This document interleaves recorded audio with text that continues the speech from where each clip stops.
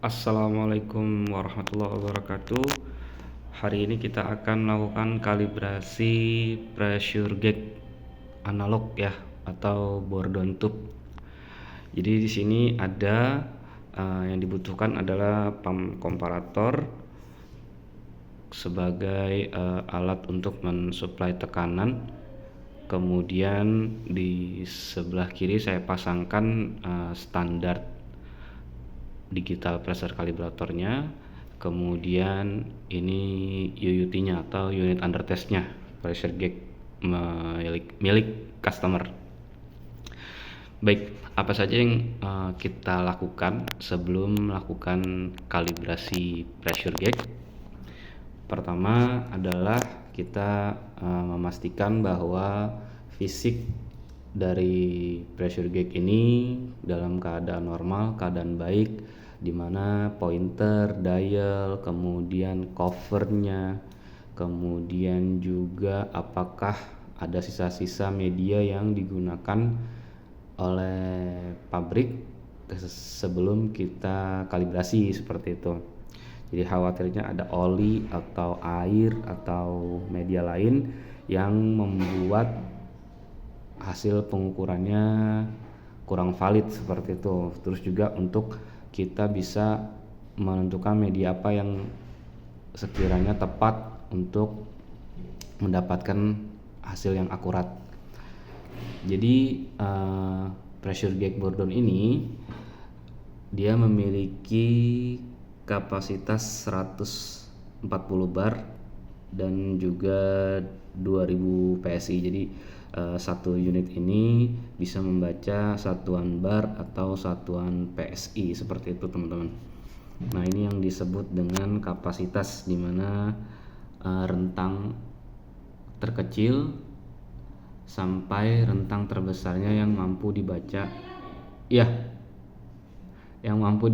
oleh si pressure gauge-nya, seperti itu. Terus juga di sini ada resolusinya juga. Resolusi adalah ketelitian alat atau skala terkecil yang mampu dibaca oleh si alat ini. Baik teman-teman, setelah sudah semuanya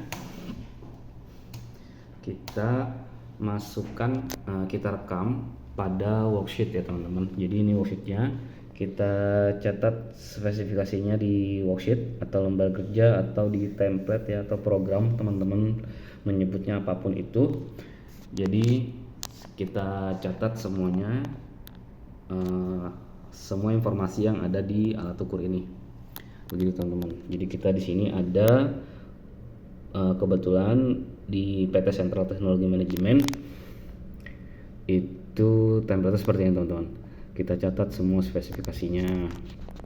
Nah, di sini ada nama alat, merek, tipe, kemudian nomor seri, kemudian ada metode atau prosedur yang digunakan, terus kapasitasnya, terus resolusinya juga sama satuan, dan juga informasi pemilik ya, begitu teman-teman. Nah, perlu teman-teman ketahui juga bahwa informasi yang ada pada pressure gauge ini, dial, salah satunya adalah jika teman-teman melihat di dial ini ada EN837-1 teman-teman, ini bukan tipe atau model ya. Jadi ini adalah acuan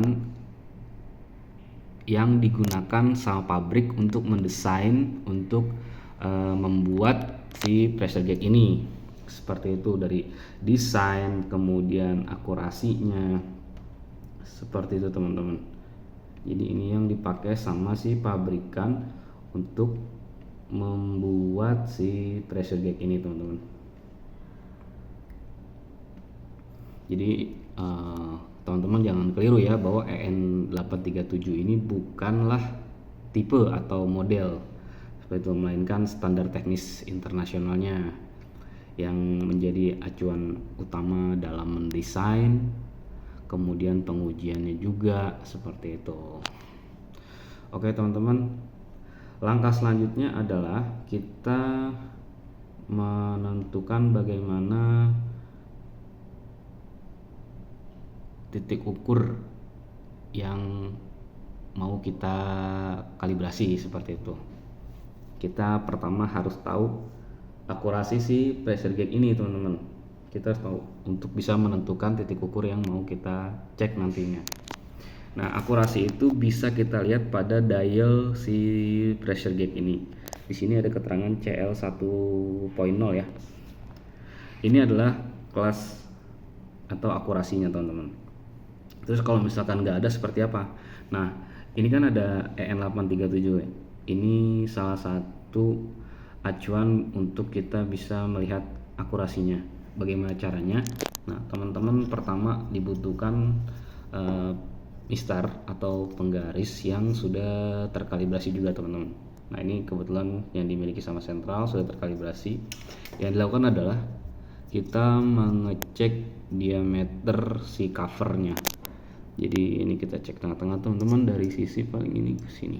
Nah, ini kurang lebih ada di 10 cm atau 100 mili ya teman-teman. Oke. Nah, terus bagaimana mengetahuinya? Nah, di sini sudah saya screenshotkan dari BSCN-nya. Nah, kayak kita lihat di sini pada tabel sebelah kiri itu ada nominal size ya, 40 sampai 250. Kemudian sebelah kanan ada akurasi kelas, ada 0,1, 0,25, 0,6, 1, 1,6, 2,5 dan 4. Nah, tadi kan kita mengukur menggunakan mistar itu ada di 100. Kemudian kelas akurasinya juga tadi kalau kita nggak tahu tadi, ini bisa dilihat nih di tabel di 1, kemudian di baris ke 4 ke bawah ya, itu ada 100 tanda X ya, berarti kelas akurasinya ada di 1 teman-teman, atau 1% seperti itu. Jadi CL 1.0 ini adalah 1% ya teman. Kalau ada teman-teman lihat 1,6 berarti 1,6%, 1,4, 1,4% seperti itu. Dan paling kalau misalkan teman-teman melihat ada dialnya besar diameternya atau kecil, kemudian tidak ada keterangan kelas KL, CL seperti itu sudah bisa dipastikan dia di atas 1 atau paling maksimum ada di 2,5 atau 4% seperti itu teman-teman. Oke, sudah. Nah, kalau sudah diketahui, terus titik ukurnya bagaimana? Kebetulan di Sentral Teknologi Manajemen ini kita mengacu ke DKD R61. Nah, ini di template ini sudah saya buat shortcutnya. Jadi kita bisa mengetahui. Nah, di sini ada ini ya teman-teman ya, tabel ini nih, kita bisa mengetahui ini teman-teman untuk mengetahui titik ukur. Nah, dia masuk di sequence berapa tuh? Ada sequence A, sequence B, sequence C, di mana sequence A itu akurasi di bawah 0,1% teman-teman. Kemudian sequence B 0,1 sampai 0,6. Nah, sequence C ada lebih dari 0,6%. Berarti satu ini masuk di sequence C. Kemudian ada banyaknya titik ukur. Di sequence A itu 9, di sequence B 9, di sequence C 5. Jadi banyaknya titik ukur yang bisa kita cek 5 teman-teman. Dari 0 tentunya, dari 0 sampai skala penuhnya. Kemudian banyaknya preloading 1 kali, kemudian waktu tunggu lebih dari 30 detik. Terus waktu tunggu di kapasitas maksimum di 2 menit. Kemudian jumlah pengukurannya naik 1 kali, turun 1 kali. Ini siklusnya ya teman-teman. Oke, sudah kita tentukan. Nah, ini tadi sudah saya lakukan kalibrasinya. Berikut hasil dari sebentar. Di sini juga di template atau worksheet atau program perhitungan yang Sentral Teknologi Manajemen gunakan. Di sini ada media yang dipakai teman-teman. Diinformasikan bahwa media yang dipakai adalah alkohol. Kemudian gravitasi lokal yang terukur adalah 9,78085 meter per second ya, persegi. Kemudian ada beda tinggi. Nah, beda tinggi ini bisa 0,033 meter. Itu dari mana? Itu kita ukur. Jadi beda tingginya. Jadi dari jarak alas kerja, meja kerja sampai di ujung sini teman-teman. Nah, sampai di ujung sini itu berapa? Kemudian yang itu juga sama. Ini diukur juga dia berapa. Nah, selisihnya yaitu tinggi si standar dikurang tinggi si UT, itu yang kita masukkan di sini dalam satuan meter ya teman-teman. Kemudian juga densitas di alkoholnya, terus baru kita ke pengambilan data begitu teman. Nah ini pengambilan data yang saya lakukan adalah tadi kan sequence ini kan kelas akurasinya 1% ya, dia ada di sequence C, ditentukan bahwa banyak titik ukur di sini 5 dari 0 ya tentunya. Nah di sini saya ambil 0, 500, 1000, 1500, 2000 sesuai dengan yang ditunjukkan pada dial, di dialnya Precision seperti itu. Oke sudah, ini yang sudah saya lakukan. Dia cuma satu siklus ya teman-teman, satu kali naik kemudian satu kali turun, berarti di sini tidak ada komponen tidak pasti yang repeat tentunya nanti seperti itu. Oke sudah, lanjut kita ke pengambilan data. Ini saya contohkan untuk pengambilan datanya. Tadi kan di sana disebutkan bahwa sequence atau kelas 1% ini ada melakukan preloading sebanyak 1 kali ya teman-teman. Oke, pump komparator ini ada beberapa fitur, yaitu fitur di sebelah kiri ada venting. Ya, ini kita tutup. Kemudian di sini ada insulation pump. Ya, ini buat menahan tekanan atau memberikan tekanan yang lebih smooth atau mengurangi juga seperti itu. Kemudian di sini ada high pressure fan adjust. Jadi kami di sini menggunakan produk merek Aditel untuk digital pressure kalibratornya, kemudian juga pump komparatornya kita pakai Aditel tipe berapa ini ya? Aditel 928 teman-teman. Oke, ini sudah kita tutup ya. Sebentar, ini kita pastikan bahwa ketika tidak venting ini dalam posisi 0 begitu teman-teman. Nah ketika tidak venting ini 0 yang kita catat pada worksheet teman-teman. Kemudian baru kita tutup.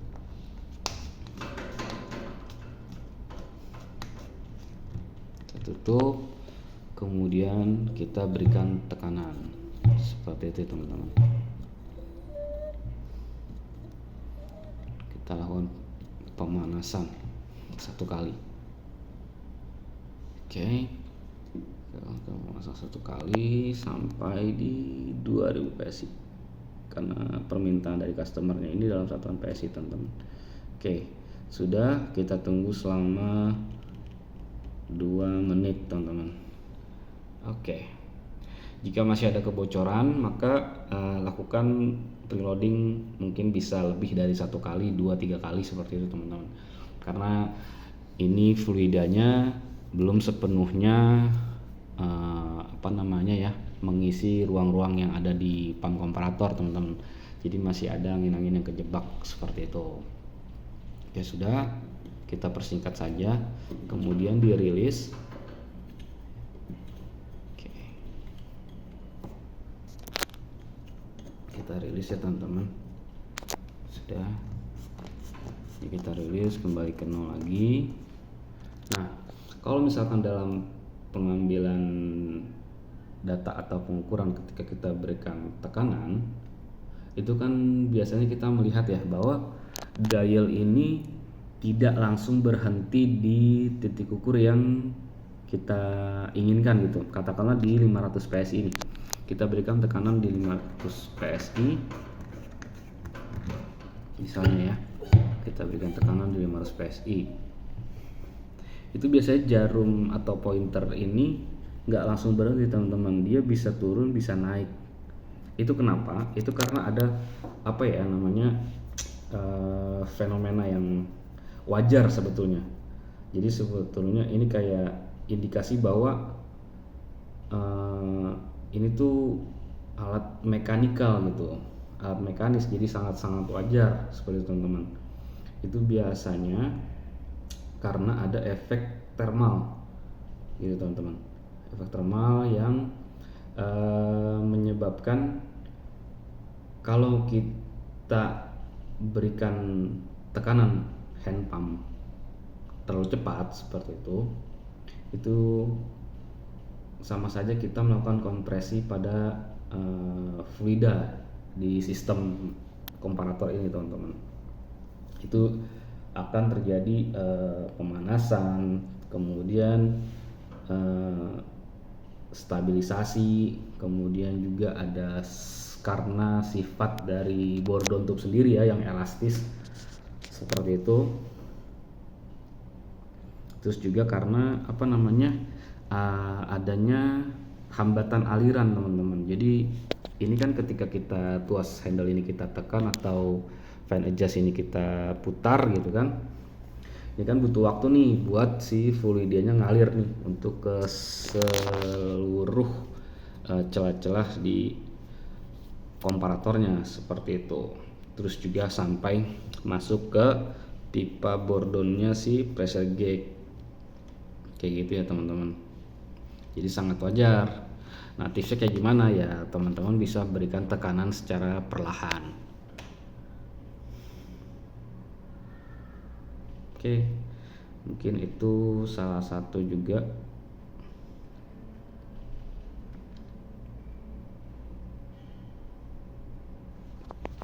Oke teman-teman, kita lanjut.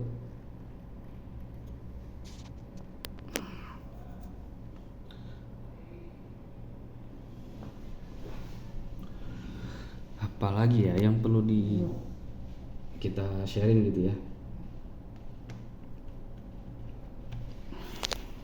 Oke, jadi kalau misalkan teman-teman sudah melakukan pengukuran hingga maksimum seperti tadi, dicatat pada worksheet ya teman-teman. Jangan lupa untuk dicatat, direkam di lembar kerja teman-teman semua seperti itu. Nah nanti hasil dari yang sudah kita catat ini kebetulan kalau di template sentral nih setelah kita catat semuanya spesifikasinya sudah lengkap kita isi. Nah kita sudah masukkan juga nama pelaksananya siapa, kebetulan ini saya sendiri yang melakukan. Nah kita masuk ke bagian halaman pertama dari cover. Ini yang nanti akan kita terbitkan sebagai sertifikat kalibrasinya teman-teman. Jadi di sini ada informasi pemilik, informasi alat, seperti itu spesifikasinya yang tadi kita catat di depan ya teman-teman.